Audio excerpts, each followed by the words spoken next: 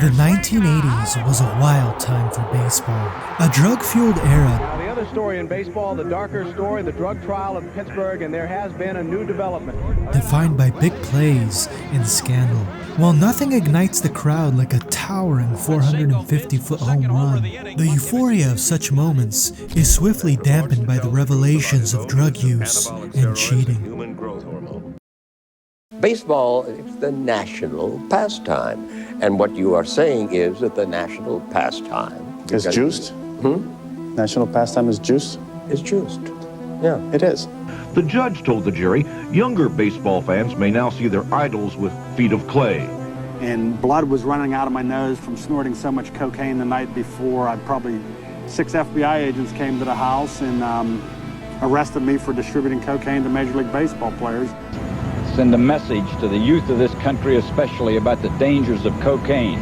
What we did more times than I can count was go into a bathroom stall together, shoot up steroids. Guilty verdict included one drug sale inside the Pittsburgh Pirates clubhouse, and other cocaine sales to Dave Parker, Enos Cabell, and Lonnie Smith, who also made a drug buy for his former St. Louis teammate, Keith Hernandez. The players have disgraced themselves and their profession, and that may well be the final verdict for the public. James Polk, NBC News, Pittsburgh. Few stains mar the beauty of a sport quite like doping. Countless iconic careers have been tarnished, if not completely obliterated, by the presence of drug use. Among all sports, baseball stands out for its ongoing struggle with doping. Cocaine was everywhere in the 1980s, in all walks of life. The drug was infiltrating every corner of the country, and baseball was no exception. The book titled Juiced, Wild Times, Rampant Roids, Smash Hits, and How Baseball Got Big created a media frenzy when it was released. Canseco claimed that he was the mastermind behind introducing steroids to baseball in the 1980s, before incriminating several of his teammates in his claims that included Mark McGwire, as well as Pudge Rodriguez and Jason Giambi. The former slugger was part of the A's World Series winning roster in 1989, who enjoyed several elite seasons, smashing home runs in Oakland. He made his debut in the majors in 1985, the very beginning of the drug-related era in baseball in the 1980s. Baseball has faced two significant drug-related periods throughout its history. Canseco's involvement in the 1980s marked the first, while the second occurred from 1994 to 2004. Canseco and McGwire, known as the Bash Brothers for their sublime hitting records as teammates, are considered pioneers for the introduction of steroids into baseball. They hit 410 home runs as teammates with the Oakland A's, winning that 1989 World Series in the process. But before steroids came into play, the cocaine era of the early 1980s stands as one of the ugliest in baseball history, with many players' reputations ruined, careers marred, and the integrity of the game as a collective questioned across the country.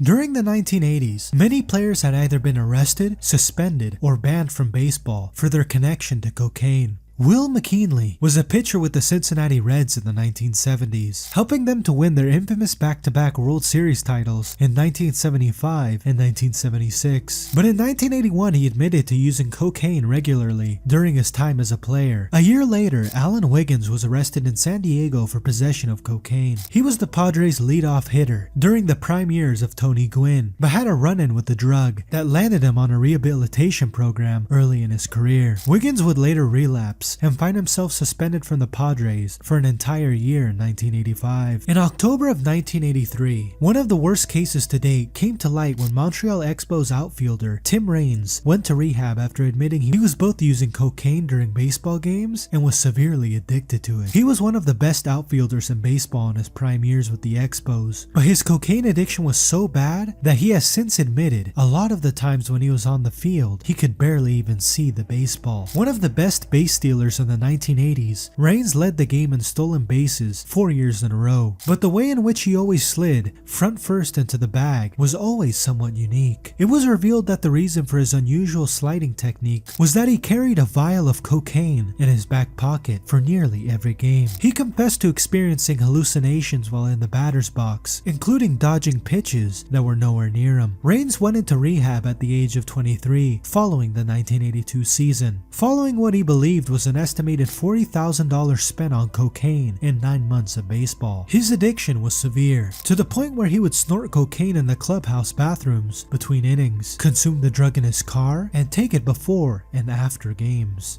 It's somewhat of a strange gray cloud over a Hall of Fame career, and an addiction that almost cost him entry into the Baseball Hall of Fame too. Fans celebrated when he eventually got the call up in 2017, over 15 years after playing his final season in the majors. In 1983, St. Louis outfielder Lonnie Smith gave himself up for rehab, a man who would feature 2 years later in the Pittsburgh trials. Dodgers outfielder Ken Landreau and Dodgers reliever Steve Howe were both in and out of the same rehab center in Arizona.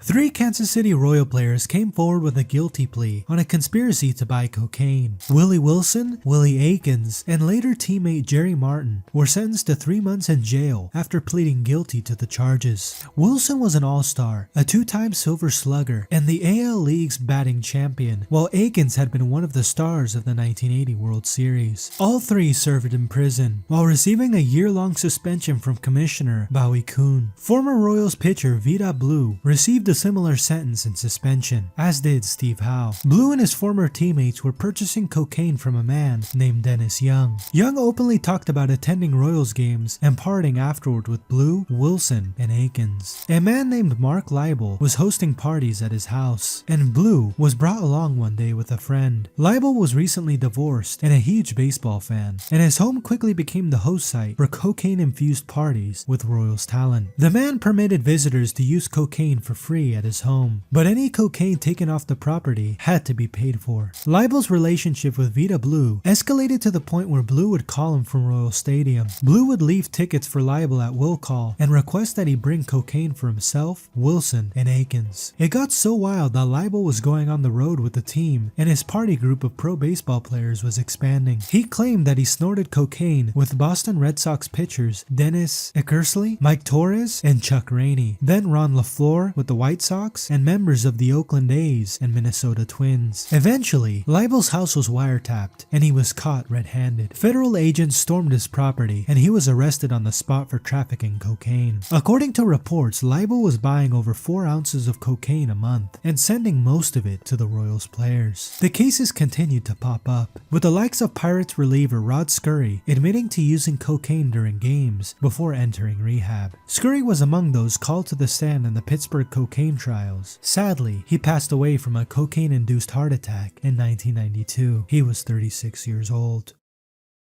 In September of 1985, Lonnie Smith was the first Major League Baseball player to testify in the drug trials of Curtis Strong. A trial was in place to put an end to the trafficking of cocaine in Major League Baseball, featuring Strong as the lead trafficker and 6 other Pittsburgh men. Strong had forged relationships with multiple Major League players, becoming a beloved figure within the Phillies organization, easily connecting with the team's roster of talent. Dick Davis, who joined the Phillies from Milwaukee in 1981, played a pivotal role in introducing Strong to the rest of the squad. Mr. Ross stood to give his opening statement. During this case, you may hear some things about Major League Baseball that will distress you and upset you, Ross said. There's one thing to keep in mind throughout. Major League Baseball is not on trial here. The defendant, Curtis Strong, is. The defense of Curtis Strong, however, fought back against Mr. Ross' statement with one of their own. We will show you, ladies and gentlemen, that Major League Baseball is on trial. We will show you that not only is Major League Baseball on trial, but we will show you that the poor man is on trial. We will show you that the rich and the powerful get away with anything. The courtroom was packed with media reporters and spectators, eagerly anticipating the proceedings as if it were Game 7 of the World Series at Fenway Park. This case had attracted more attention than any other of its kind, and with some of baseball's top brass taking the stand. It was no wonder the media clamored for coverage. Lonnie Smith, who had been to rehab in 1983, was the first to take the stand. He admitted to being a regular customer of Curtis Strong's, receiving his cocaine dosage and girly magazines, often in the mail. He told the court that he had become addicted during the 1982 championship season with the St. Louis Cardinals. He was introduced to Strong through Dick Davis and became so addicted to cocaine that his body was telling him he needed it. In his testimony, Smith referenced one particular instance in 1983 in which he had stayed up all night doing cocaine. cocaine, and the following morning was too jittery and uncontrollable to play. It was then that he called manager Whitey Herzog and explained that he had a very serious addiction. As a result, Lonnie Smith was placed into a rehabilitation program. He openly acknowledged being heavily addicted to cocaine. Defense attorney Renfro referenced an interview the FBI had conducted with Shelby Greer, one of the Pittsburgh Seven, in which he claimed Dave Parker had told him that Philadelphia Phillies legend Mike Schmidt was a cocaine user as a player. Lonnie Smith had been a teammate of Schmidt's in the late 1970s and early 80s, but the defense attorney continued to push forward on Lonnie Smith, forcing him to answer questions about a 1980 amphetamine scandal involving Pete Rose and Greg Lazinski, among others, as well as naming other Phillies players who had been using cocaine. Smith was adamant that he was completely unaware of any players that had bought drugs in order to sell for profit, but he did admit that he personally had purchased drugs for pitcher Joaquin Andujar and Keith Hernandez. Andujar was in the middle of a steaming season in 1985, throwing the best fastball of his career, and he and Lonnie Smith had an arrangement in which they would share the responsibility of buying the coke for one another. One of Renfro's major gripes following the first day of the trial was aimed at MLB Commissioner Peter Ueberroth, whose involvement in both the events during and after the trials would become a major piece of the story. However, following that first day, Renfro fired at Ueberroth in a media interview for his negligence in the handling of Joaquin's cocaine usage. He suggested that the commissioner was condoning this sort of behavior by dishing out no more than a slap on the wrist. During the trial of Curtis Strong, Lonnie Smith and 6 other baseball players testified, including Dick Davis, Gary Matthews, Dickie Knowles, Keith Hernandez, and Joaquin Andujar, revealing their cocaine use during their major league careers. The immunity granted to these players led to startling revelations. Keith Hernandez claimed that over 40% of players were using cocaine in the late 1970s and early 1980s, admitting to buying cocaine from Curtis Strong multiple times. Dale Berra, son of Yogi Berra, confessed to using cocaine since 1979 and seeking help privately for his addiction. John Milner, a versatile player who had stints with the Pittsburgh Pirates and Montreal Expos in the 1980s, concluded the trial with shocking revelations. Milner confessed to purchasing cocaine from Strong during baseball games. He claimed to have paid $200 to Strong in the clubhouse during opening innings on multiple occasions, often in casual exchanges during his pinch-hitting duties. Milner admitted to using cocaine with teammate Dave Parker, another central figure in the Pittsburgh drug trials, after games. But perhaps the most damning moment of Milner's time on the stand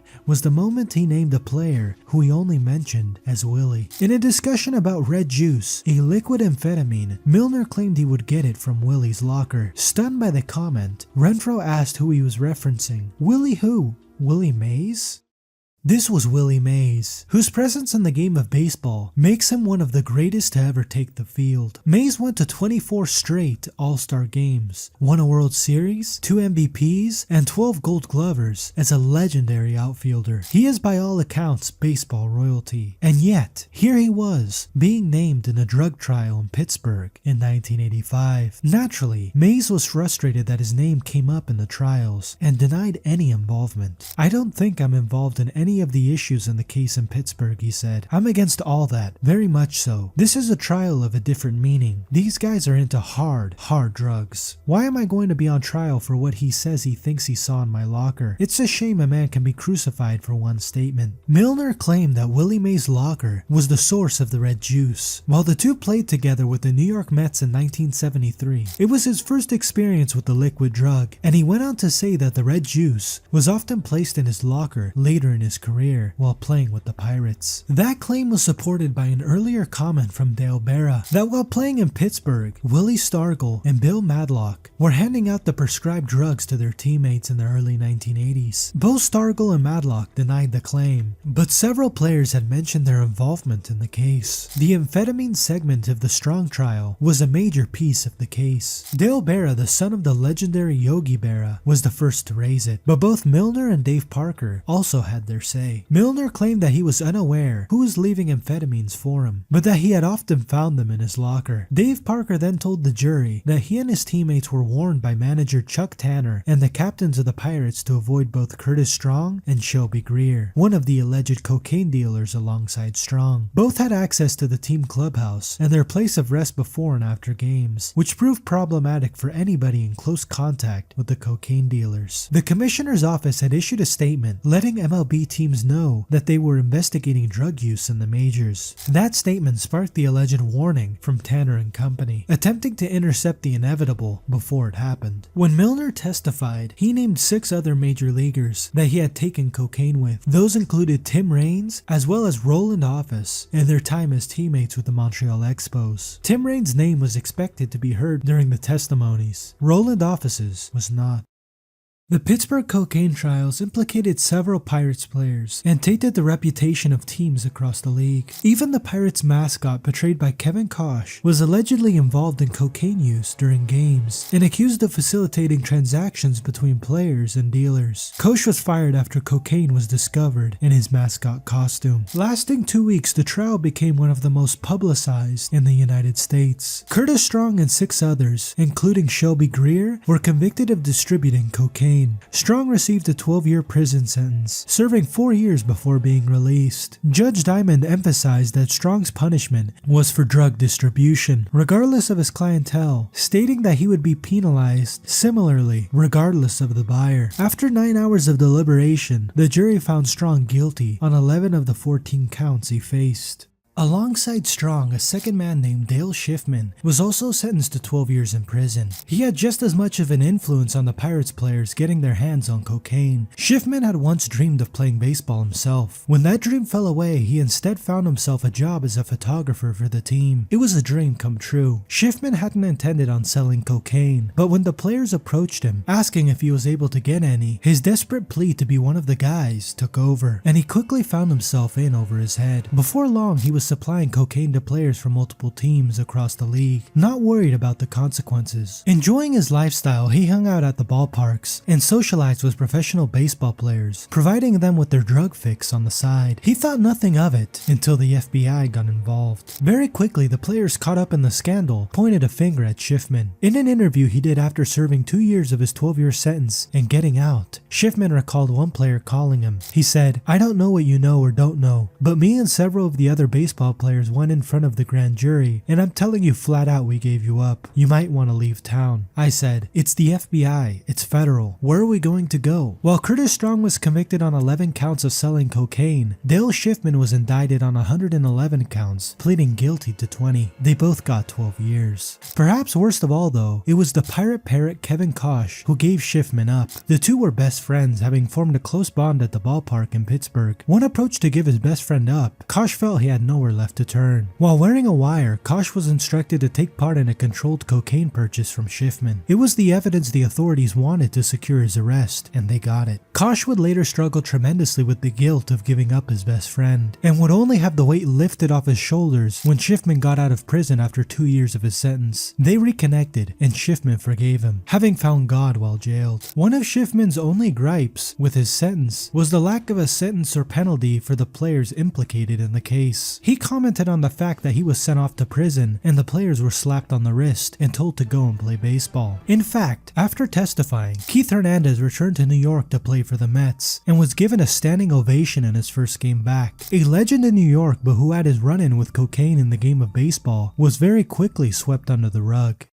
In mid-May of 1985, 2 weeks before the grand jury in Pittsburgh handed down its indictments of Strong and McHugh and 5 others, Commissioner Uberoth announced mandatory drug testing in the minor leagues and for major league owners, executives, field managers, and umpires. Strangely, he was unable to inflict that same mandate on the league's players because of their collective bargaining agreement. Uberoth believed that the drug problem stemmed from a strong connection between baseball and Latin America, and so wanted to extend mandatory drug testing to the winter league leagues in the region. In an interview with the New York Times, he suggested that there were places where players play and people look the other way. The commissioner was seemingly unwilling to punish players involved in the trials. "I don't want to attack baseball players. I don't see my main role as commissioner to punish people." Keith Hernandez recalled a visit from Uberoth to the Mets clubhouse in late September 1985. He was told directly by the commissioner not to worry about a suspension and just to focus on playing baseball. In 1986, Commissioner Uberoth conducted one-on-one interviews with all 23 players involved, initially seen as routine confirmations of prior discussions. However, the sudden announcement of suspensions and penalties for 21 players on February 28, 1986 shocked many, including Hernandez, who was livid. Uberoth divided the players into 3 groups, with Group 1 including Hernandez, Andujar, Berra, Parker, and Smith, receiving a 1-year suspension without pay unless they donated 10% of their salary to anti-drug initiatives. Hernandez criticized the timing of the decision, questioning Uberoth's commitment to baseball's integrity. Despite Uberoth's pledge to eradicate drugs from baseball, the cocaine trials of the 1980s were only the beginning. The 1986 Mets are one of the most famous stories in baseball.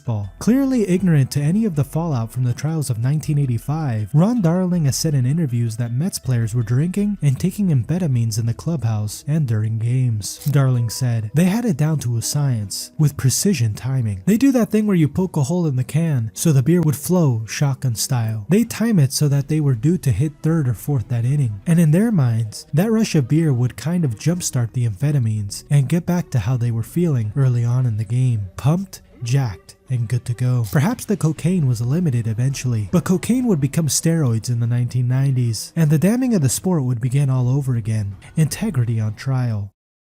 Baseball has since fallen into multiple other dark eras with the use of performance-enhancing drugs and steroids. Nowadays, whether you do or don't believe the presence of PEDs remains, it's all kept extremely quiet. Baseball has found scrutiny numerous times with its stars repeatedly questioned. Baseball is now considered to be largely free of any major PED or drug-related scandal, but history always repeats itself, and Fernando Tatis Jr. has only just returned from an 80-game suspension for PEDs. So is baseball truly cleansed of sin, or are the sins just better concealed compared to the cocaine-infused 1980s?